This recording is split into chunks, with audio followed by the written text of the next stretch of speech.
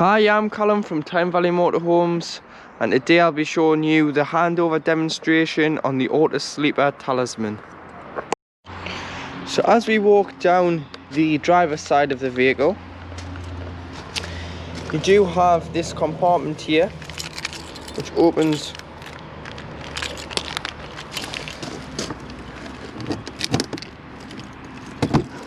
with the key, and in here you do have your leveling ramps, some storage, and your corner steady winding handle, which I'll show you your steadies at the rear in a moment. And below you have your freshwater drain. So in the winter it's very important that you drain the vehicle off, and this is one of the points you would drain. So when leaving the site, you drive over a grid and deposit your fresh water. This is either because you've got too much water on board and you want to drive away with no water or less water, or you've taken contaminated water on board, or you might just want to drain the systems down. Moving further along, you've got your hookup point.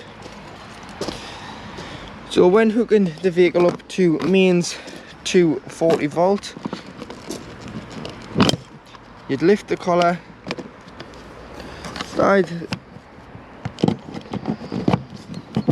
and clip it on, and then when unhooking, if you just press the blue button here, and you'll be able to pull the 240 hookup lead out. Always hook the vehicle up first and then the point, as we wouldn't want you walking around with a live lead. Coming further back, this is when the cover is off. So when heating the water on gas, the cover must be off like so. If you're heating it on electric, the cover can stay on, and when you're traveling you can put it on as well. But to take the cover off, so it exposes like this, you would put your hand on the top, your thumb in the middle, and you'd prise the cover off. And then behind the wheel you do have your waste water. So this is anything you have put down a plug hole, which is normally just shower water, hand basin water and dishes water. You just drive over a grid again on the way out the site, waste disposal point, and you just open up and allow that to drain off there. Moving to the back of the vehicle, you do have your toilet. So this is where your cassette loo lives.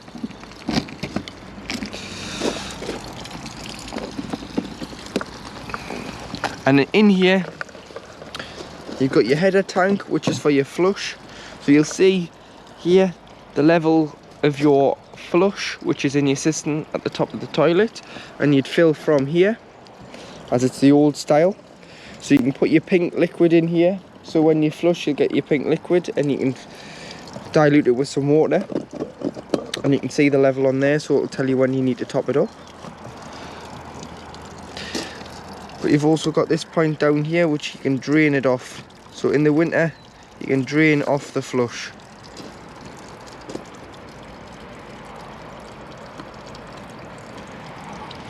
And then underneath is your main cassette.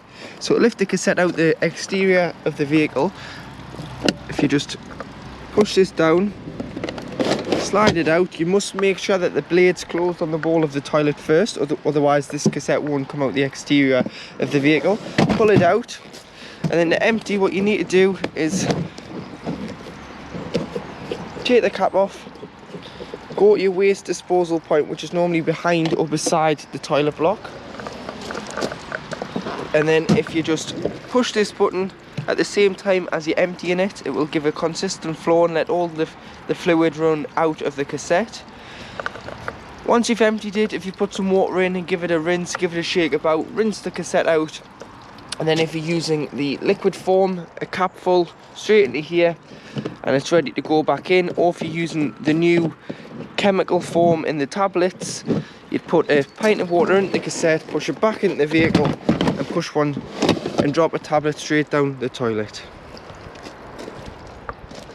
Moving round to the back of the vehicle, you do have your ladder to gain access to the roof. You've got your 3-man bike rack, which to operate you'd lift this up. So turn these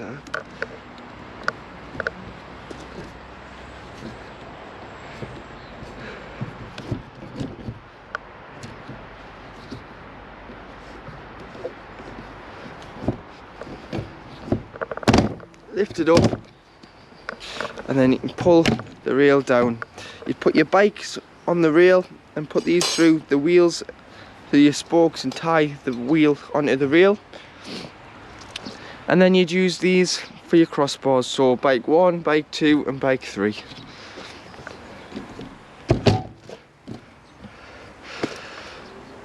Further down you do have your tow bar with 7-pin electrics, your parking sensors and your corner steady. So you'd use your corner steady winding handle, pop it on there, and then you can wind your steadies down.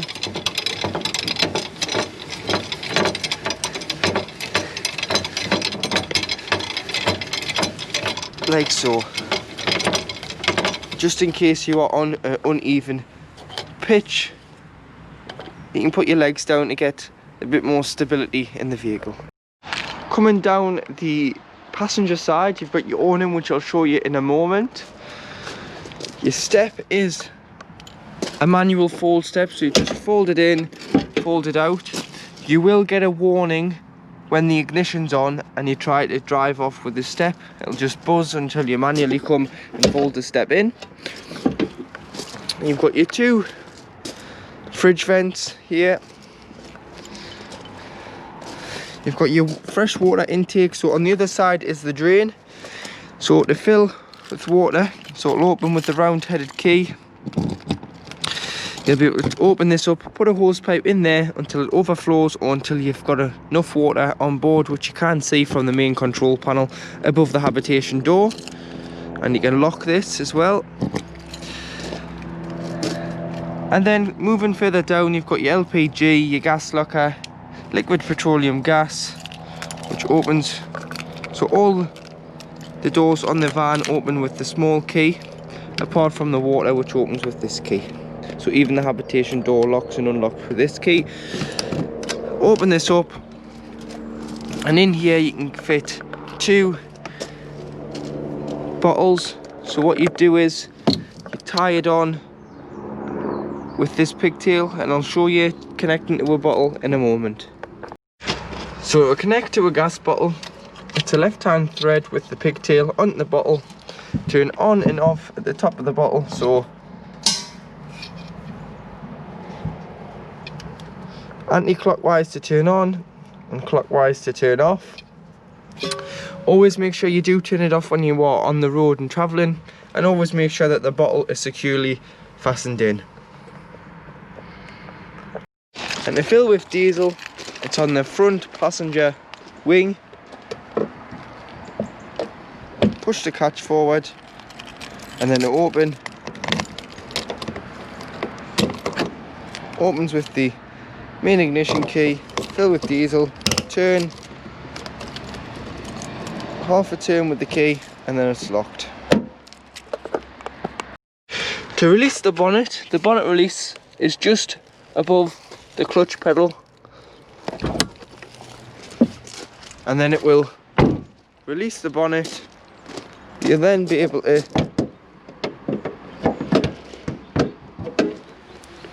release the bonnet. So you've got your engine battery, your brake fluid, power steering fluid,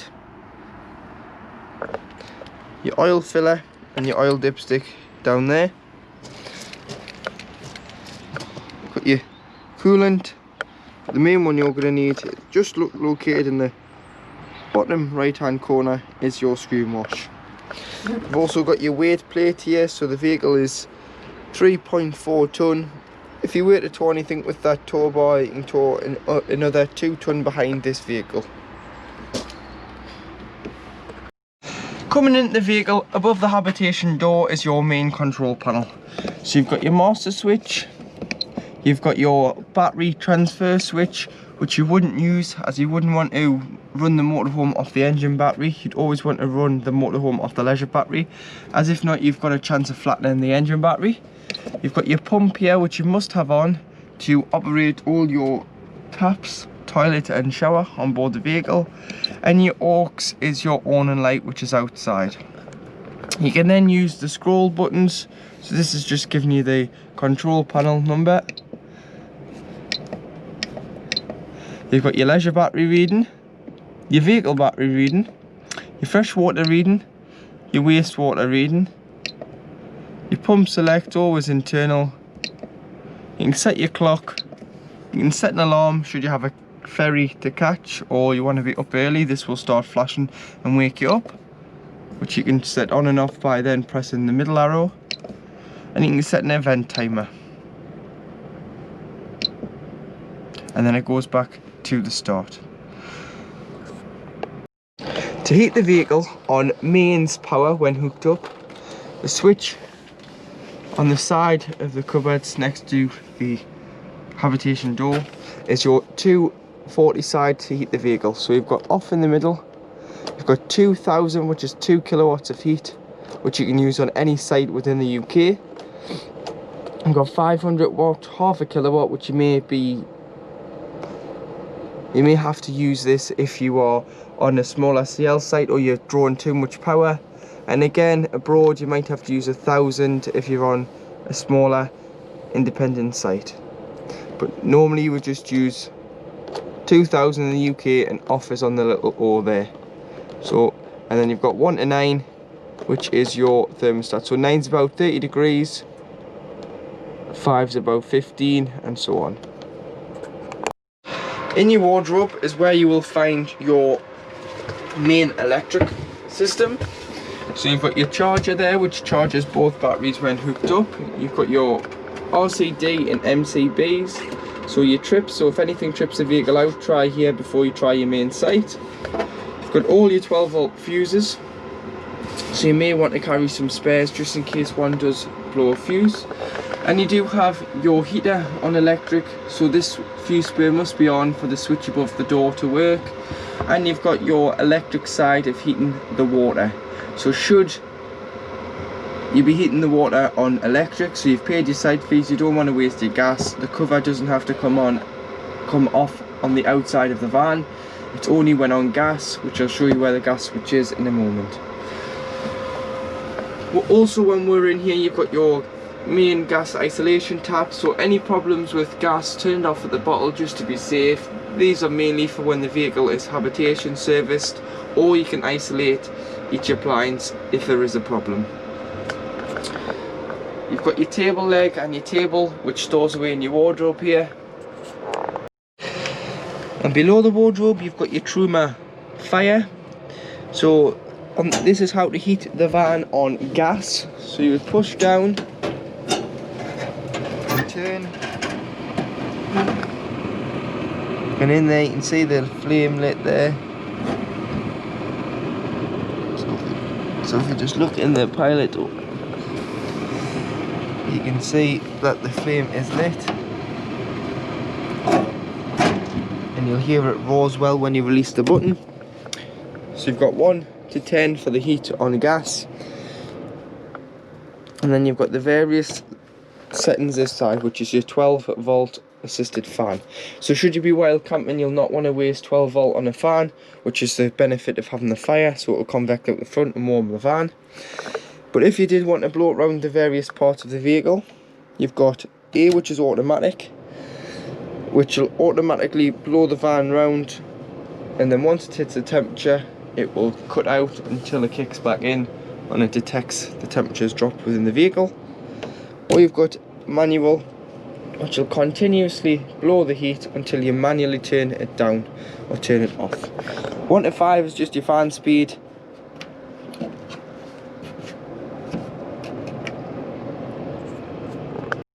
In your kitchen you've got your 3 gas burner rings, which light like so.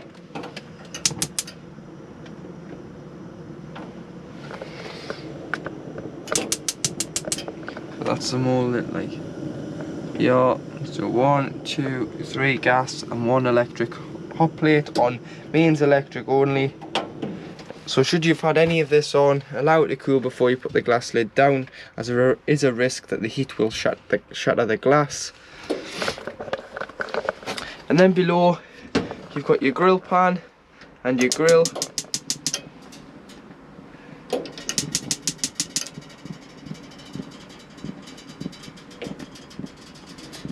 So there, that's lit like so.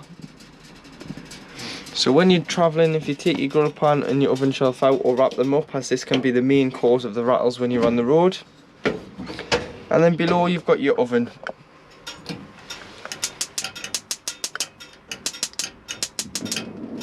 So should you have had the gas off for a long time, or you've had the van standing over the winter or over a time you haven't used it, if you always bring the gas through on the hob first, this is the best place to bring it, and then everything else should light once it's through to the hob, because it's the highest place in the van, and once the lines are primed, all the other systems will pick up that there's gas within the system.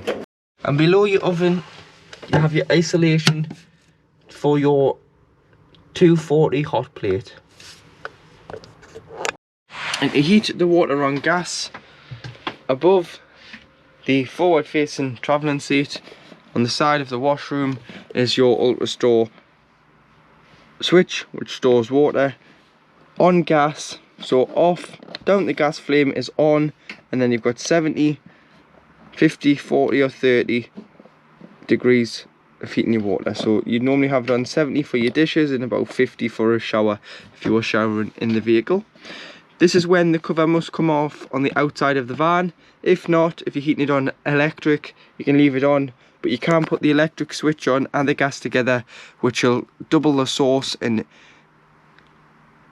minimise the time you're waiting for water. To operate your automatic fridge, you've got three sources. So you've got off here, you've got gas, which self-ignites.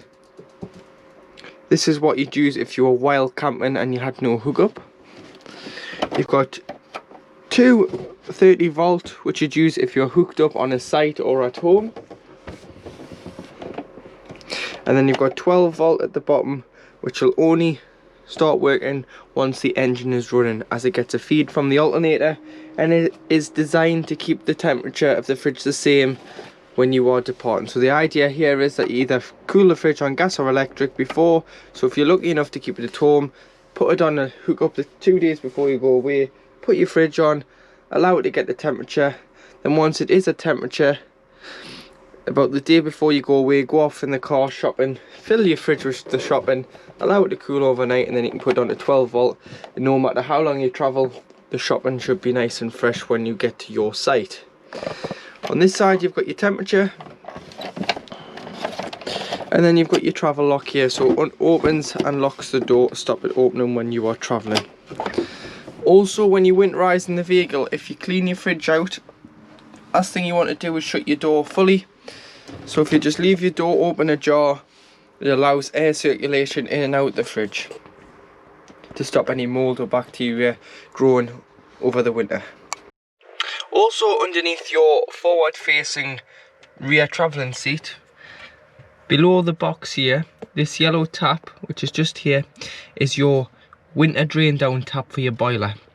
So your boiler holds 10 litres of water at any one time. In the winter, it's very important that you completely drain the vehicle of water. So the boiler, the fresh, the waste. Then leave all your mixer taps within the vehicle in the open position. This stops any air locking and any water that's in the pipe from freezing. But it is very important that you drain the boiler off, and to do so, once it's down like so, it's holding water, you need to stand it up like so, and you'll hear the water drain directly underneath the chassis. Leave it up during the winter. Come in with no power and do this so the pump doesn't kick in. Leave it stood up for how long you have the vehicle standing, and then when you do come to use it, put the tap down, shut all the taps in the vehicle, fill the van with water, turn the tap on the main control panel, open your taps, go to the cold side of the tap first, you'll get automatic cold water, go to hot. This is when it will then start feeding into the boiler, so it may take a couple of minutes to come through, and it may make all sorts of noises like coughing and spluttering noises until you get a steady flow on one tap, then you can do them all. But it's very important that you drain the boiler off, as it's not covered under warranty, and it's very expensive to replace the boiler should the water freeze inside of it. And to make this area into the bed, what you need to do is you need to push this down but slide it out at the same time as this releases the slide. slide it down, and there you've made a single bed. But you can also pull this one to do the same, slide it down,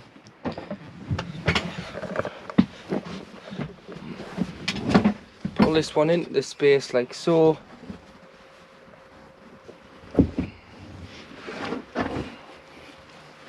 You would then turn the backrest into the space here, and there you've made your large double bed. And to make the Luton bed, obviously this is it folded away. Release the turnbuckles on either side, then slide that down like so. Make sure it doesn't get caught on the curtains.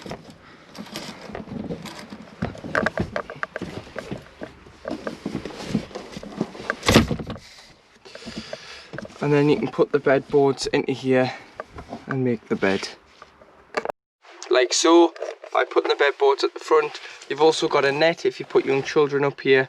Obviously you can push it up to give you extra headroom getting in and out of the cab. To open your windows on the vehicle, turn the turnbuckles, press the red buttons in and push out. So you need to push the window all the way out to release the tensioner. Make sure they are shut fully before you do start travelling, along with your skylights on the roof. They must be closed fully. And then you do have a fly screen and a blackout blind on there. All your little lights are individually switched. And to open this skylight, just twist to open, and then you've got a blackout blind and a fly screen on there as well. Your ceiling lights are individually switched on there, and then you've got your speakers which work off your radio in the front. To use the toilet, obviously make sure that the pump is on, and then you'll be able to press the button which gives you a flush of your main header tank. So this would either be a pink solution or whatever solution you put in. And then to open, you just slide. This gives you access to the cassette. When you're using it, you'd always flush to lubricate the blade, open the blade, use the toilet, flush, and then close the blade. If this was to be open like so, you'll not get the cassette out. To empty, must be closed. And then you've got your toilet roll holder this side. You've got your shower. So again, you might want to take the shower head off when you are winterizing the vehicle. Stop any water from building up in the bend there. And then you've got your sink. Looks that water's lovely and warm now. And you just tip back slowly. Fold the tap away to put the sink away to use the toilet. To lock the habitation door on an evening, you'll just push this catch in, and then as soon as you push it out, you can open the door. And you do have a curtain on there to black it out on an evening. And now in the cab, so to the right you have your handbrake, you've got your electric windows, electric mirror adjustments, which does the top and the bottom, so you just need to find which mirror you wanted, all four. You've got your wipers, your lights and your indicators, the 5-speed manual gearbox with lift and up here for reverse, which will bring the sensors on. This is fitted with parking sensors. Got all your temperature controls, so your heating, so your fan speed, your temperature, your distribution, either recirculating air, bringing fresh air in, and your aircon. Got a 12 volt there and a 12 volt here with a little change for a loose change there. Cup holders, lockable glove box, the radio, so it's just an FM radio, so all you need to do is press 1 to 6 to save it, scan for your channels, or you can put your CD in, change the CD. You can put your maps and your papers here, and then On a night, to black this out, the carb, you can just pull your curtains round on the curtain rail there. And to lock your carb doors on an evening, you just press these in here, and then you can just release by opening the door. To start the vehicle, as it's fitted with an immobiliser, what you need to do is you need to put the key in, turn the ignition on. That's just the buzzing there to say that the step's out. You would then press the button, turn it off, and then turn the engine on, which will start the engine. So, ignition on, press the button, off, turn on, that'll start the van. So pressing the big button at on the fob there, the red fob. You must do this every time you've turned it on and turned it off, as this deactivates the immobiliser which has been fitted. You can also turn the passenger seat into the rear of the vehicle by just pressing the catch, pulling it forward just so it doesn't get caught, and then turning it into the rear. And behind the seat is also a 2 43-pin socket.